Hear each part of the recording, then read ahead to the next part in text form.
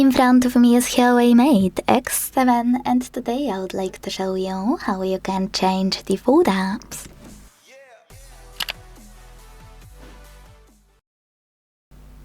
First of all, go into Settings and scroll to tap on Apps and Services. When you're ready, tap on the food apps under Permission Manager and select any of those sections you wanna manage.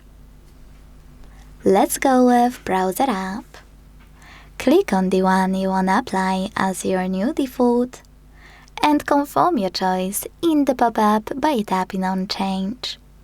So when I do that, as you can see, my default app has changed. Thanks so much for watching. If you enjoyed this video, don't forget to leave a like, comment and subscribe. Bye!